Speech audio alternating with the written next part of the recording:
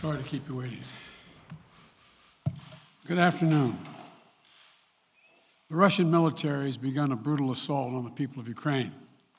Without provocation, without justification, without necessity, this is a premeditated attack. Vladimir Putin has been planning this for months, as we've been saying all along. He moved more than 175,000 troops, military equipment, and positions along the Ukrainian border. He moved blood supplies into position and built a field hospital, which tells you all you need to know about his intentions all along.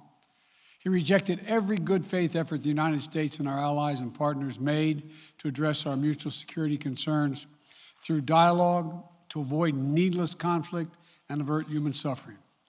For weeks, we have been warning that this would happen.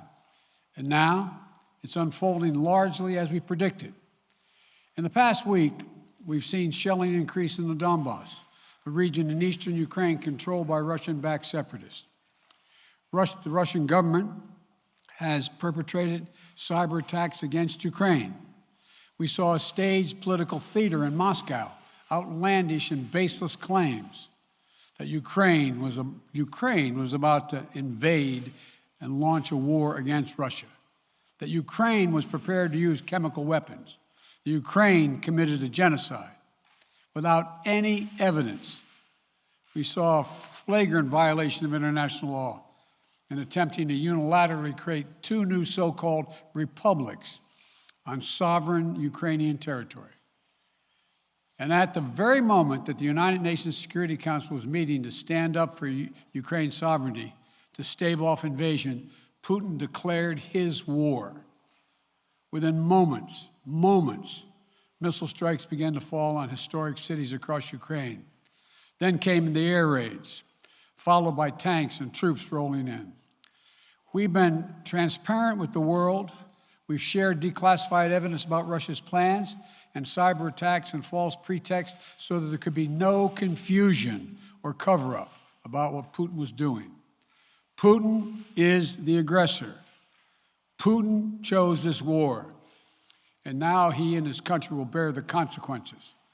Today, I'm authorizing additional strong sanctions and new limitations on what can be exported to Russia. This is going to impose severe cost on the Russian economy, both immediately and over time. We have purposely designed these sanctions to maximize the long-term impact on Russia and to minimize the impact on the United States and our allies. I want to be clear, the United States is not doing this alone. For months, we've been building a coalition of partners representing well more than half the global economy. 27 members of the European Union, including France, Germany, Italy, as well as the United Kingdom, Canada, Japan, Australia, New Zealand, and many others, to amplify the joint impact of our response. I just spoke with the G7 leaders this morning, and we're in full and total agreement. We will limit Russia's ability to do business in dollars, euros, pounds, and yen to be part of the global economy. We'll limit their ability to do that. We're going to stunt the ability to finance and grow the Russian military. We're going to impose and we're going to impair their ability to compete in high-tech 21st century economy.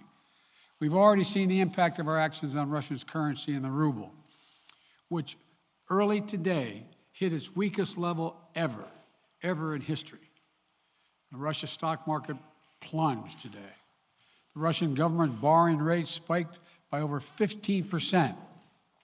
In today's actions, we've now sanctioned Russian banks that together hold around $1 trillion in assets.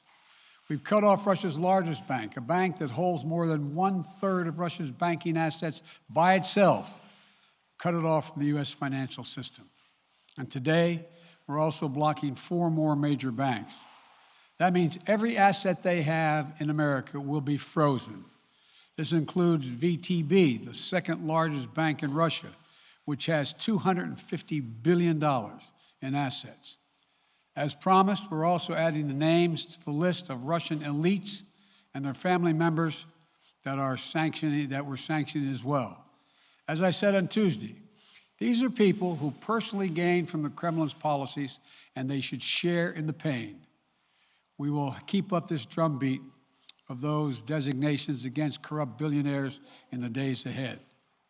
On Tuesday, we stopped the Russian government from raising money from U.S. or European investors. Now we're going to apply the same restrictions to Russia's largest state-owned enterprises, companies with assets that exceed $1.4 trillion. Some of the most powerful impacts of our actions will come over time as we squeeze Russia's access to finances and technology for strategic sectors of its economy and degrade its industrial capacity for years to come. Between our actions and those of our allies and partners, we estimate that we'll cut off more than half of Russia's high-tech imports.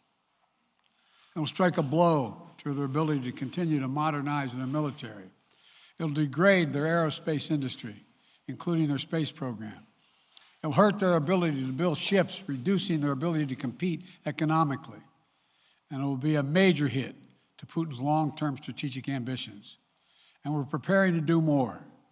In addition to the economic penalties we're imposing, we're also taking steps to defend our NATO allies, particularly in the East.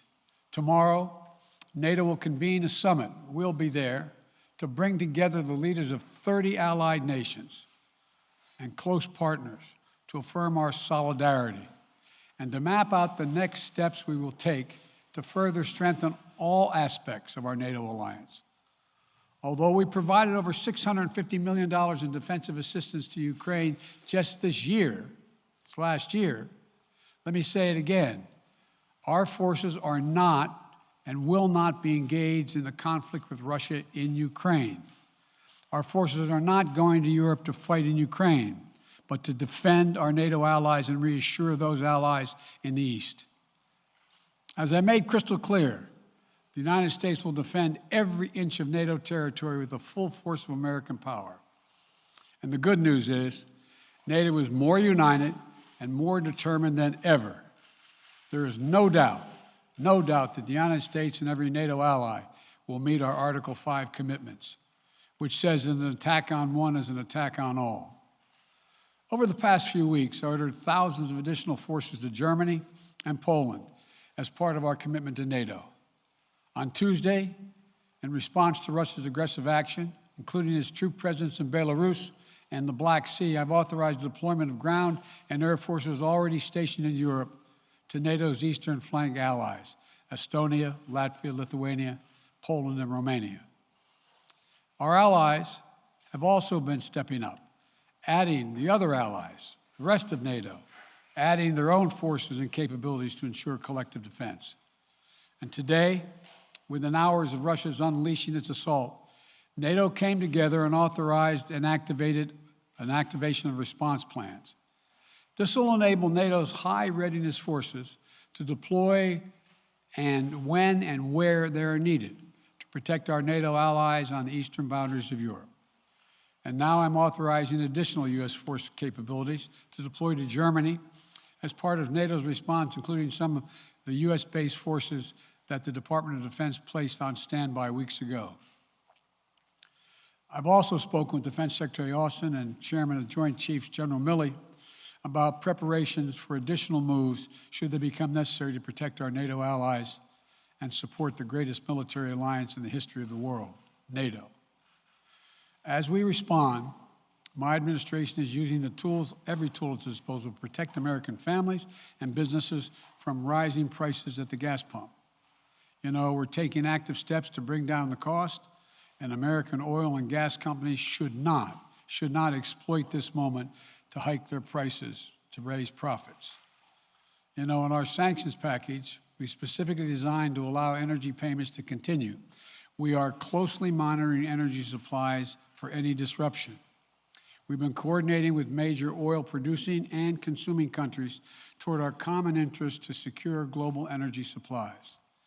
We are actively working with countries around the world to elevate collective release from the strategic petroleum reserves of major energy-consuming countries. And the United States will release additional barrels of oil as conditions warrant. I know this is hard and that Americans are already hurting, I will do everything in my power to limit the pain the American people are feeling at the gas pump. This is critical to me. But this aggression cannot go unanswered. If it did, the consequences for America would be much worse. America stands up to bullies. We stand up for freedom. This is who we are. Let me also repeat the warning I made last week. If Russia pursues cyber attacks against our companies, our critical infrastructure, we are prepared to respond. For months, we've been working closely with the private sector to harden their cyber defenses, sharpen our ability to respond to Russian cyber attacks as well.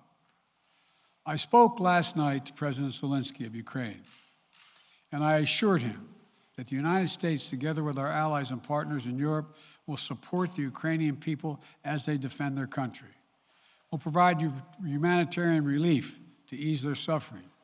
And in the early days of this conflict, Russia propaganda outlets will keep trying to hide the truth and claim success for its military operation against a made-up threat.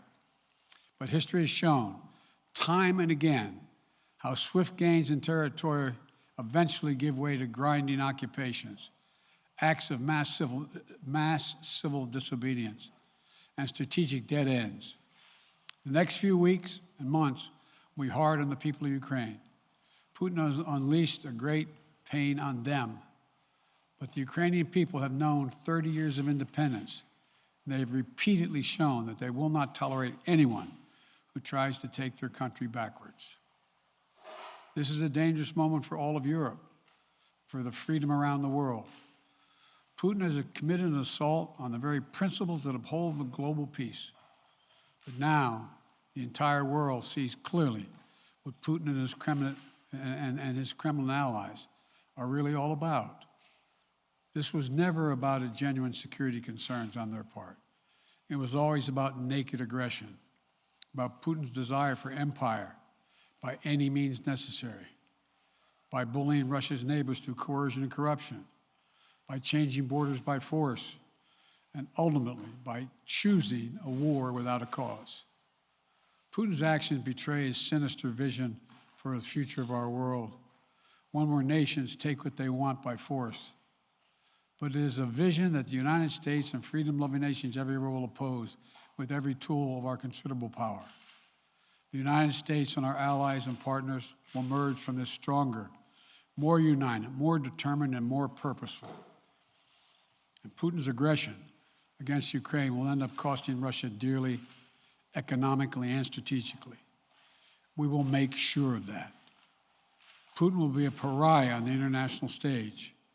Any nation that countenances Russia's naked aggression against Ukraine will be stained by association.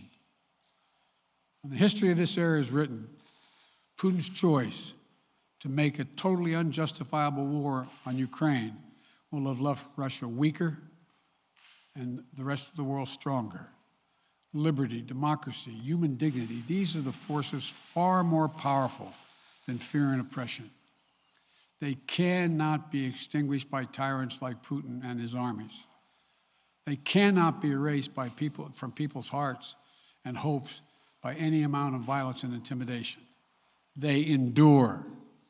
In the contest between democracy and autocracy, between sovereignty and subjugation, make no mistake, freedom will prevail. God bless the people of a free and democratic Ukraine, and may God protect our troops.